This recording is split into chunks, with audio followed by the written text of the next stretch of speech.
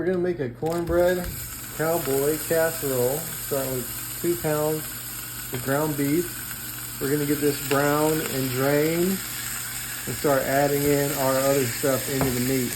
All right, we got that brown and drain, and we're gonna throw in our taco seasoning.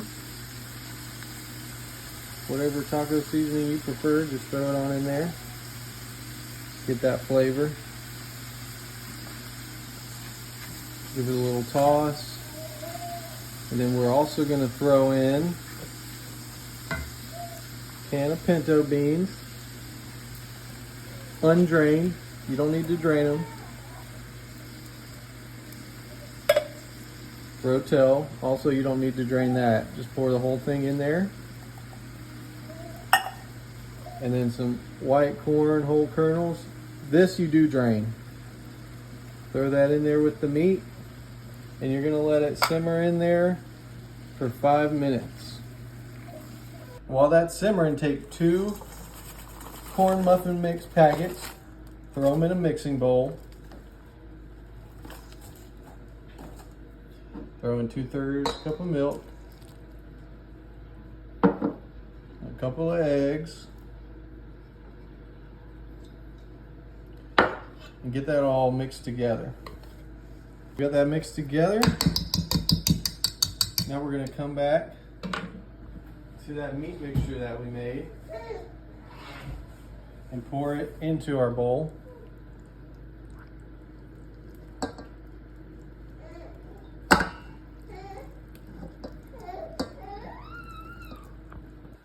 I have to do it with both hands because this thing is heavy. I'm not trying to break my wrists. Look, it's all going in there. Yeah.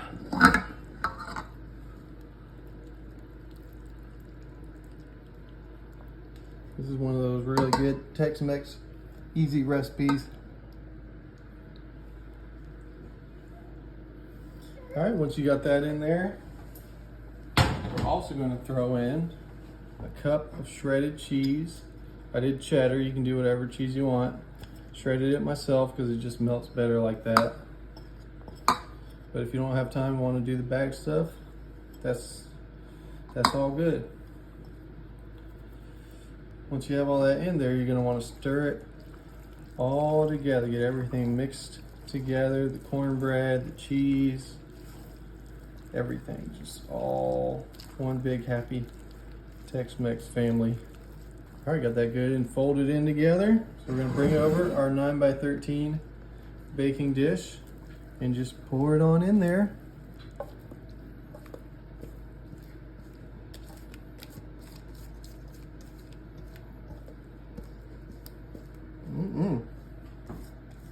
That's what I'm talking about.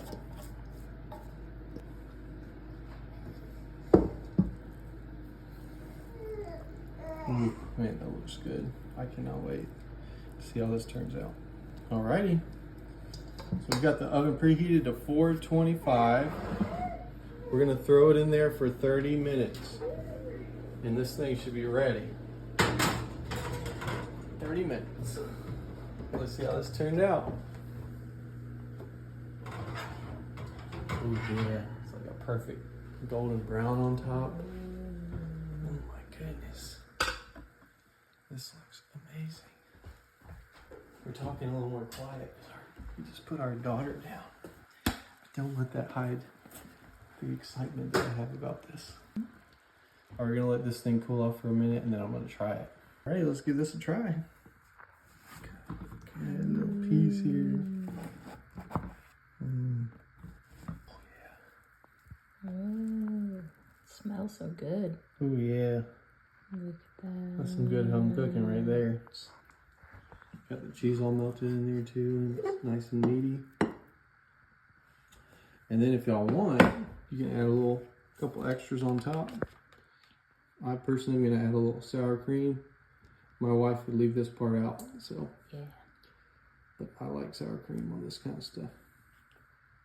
And then also, if you want to add a little bit of salsa on top or hot sauce, I'm putting a little salsa on there. Let's give this thing a try.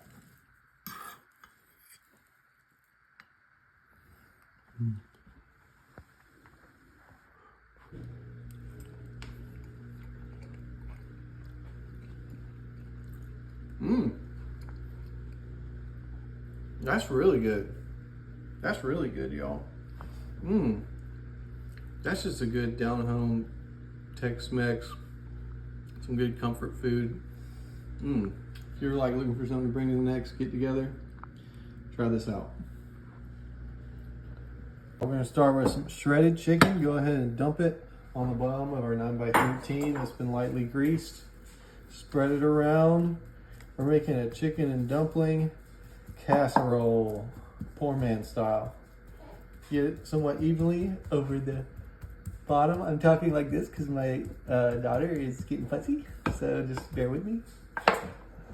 And we're gonna throw some garlic powder over that. Some pepper. And some salt. All right, and once you got your seasonings on there, we're gonna pour some peas and carrots over the top of our chicken. If you don't want vegetables, you can leave this part out. I do want some veggies in there, so this is a 12-ounce bag that I'm putting over the top of the chicken. All right, y'all, so now it's time to make our dumpling layer. So we're gonna go over here to our mixing bowl. We're gonna throw in 1 cup of all-purpose flour, 2 teaspoons of baking powder, a little bit of salt, and 1 cup of milk. We're gently going to stir that together. Now that we've gently mixed that together, we're going to gently pour it over our chicken, peas and carrots. Got beets on my mind apparently. Just pour it over that. Now you do not want to stir this. You want to let it go flat over it.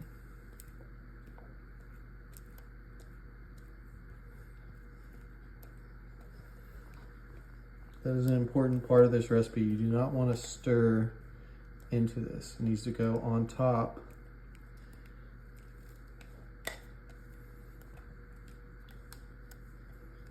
There we go. All right, get that on there. Now, if you do need to smooth it over, just take the bottom of a spoon and just gently smooth it over the top of that. Just gently. Okay, we got our dumpling layer smoothed over the top. So now we're gonna go over and make our creamy broth layer. We have 2 cups of chicken broth, as well as 1 can of cream of chicken soup. Gonna get every last bit. Make sure and scrape it out. A lot of it's not wanting to come out. I know y'all have some good hacks for getting these out of here. I need to start implementing them. If y'all want to drop any hacks for getting stuff out of these cans. All right. Once you get all that cream of chicken soup off of there, we're going to gently whisk this together. All right, we've got that nice and mixed together. So we're gonna pour it over our 9x13. Once again, you do not want to stir, just gently pour it so it kind of covers everything.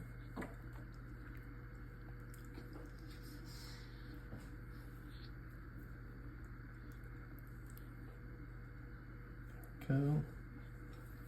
And then finally, I melted 1 stick of butter that we're gonna just drizzle over the top of that. Pray for us. All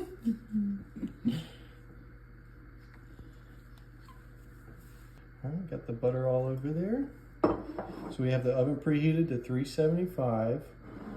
We're gonna throw it in there for 45 to 50 minutes until this top is a nice golden brown. 45 to 50 minutes at 375. Been like 50 minutes. Let's go ahead and take this thing out. Ooh, it's smelling really good. Ooh, look at that, y'all. That is looking awesome. Yum. Okay, so once we take it out, you want to let it sit for about 10 minutes and it'll kind of thicken up. Let it settle and thicken a little bit, and then we'll come back and try it. All right, let's give this a try.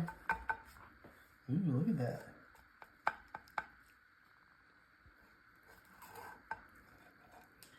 Whoa. Whoa. Oh, that looks awesome. That looks so good. I've never made anything like this. Kim would be proud. Sure. All right, moment of truth. Let's give it a try, people.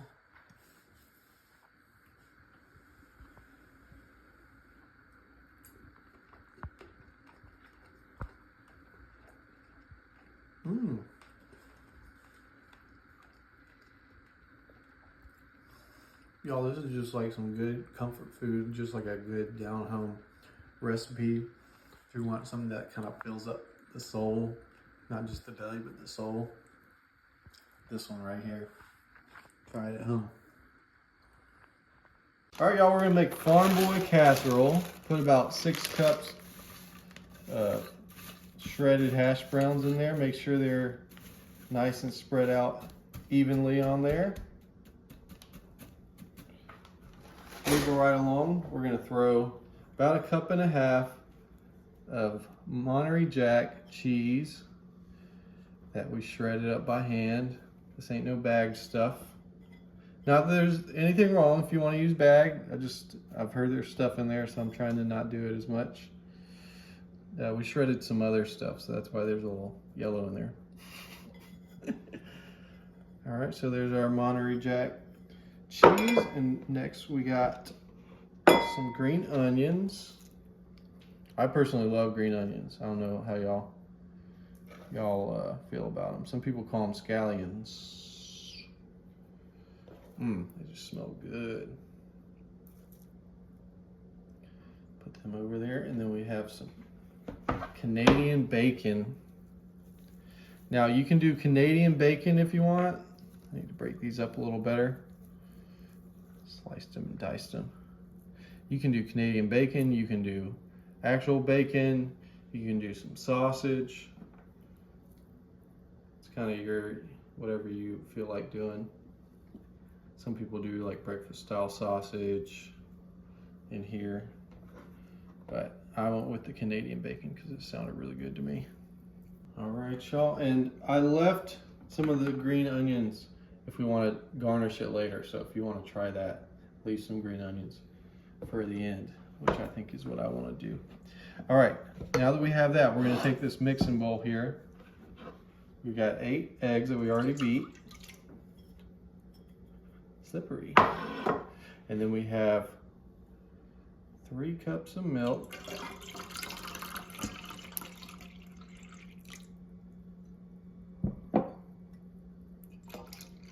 Three cups of milk. And then just some salt.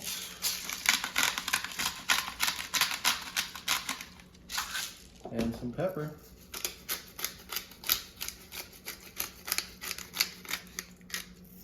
Then we're gonna whisk all that together.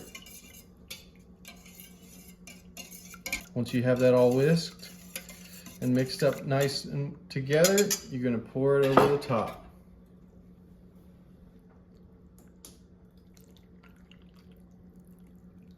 Try to pour evenly over the top, let it go sink down into the bottom of it.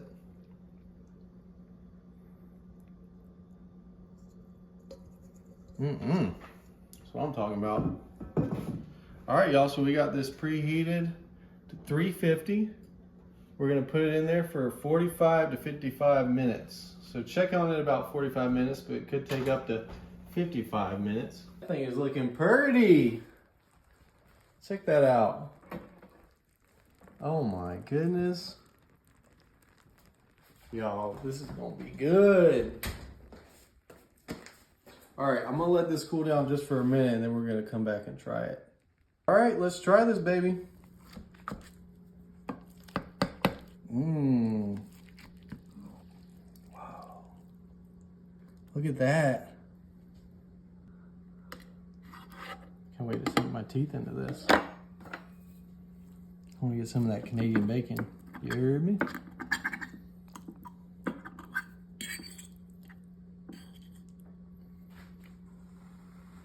What do they call Canadian bacon in Canada?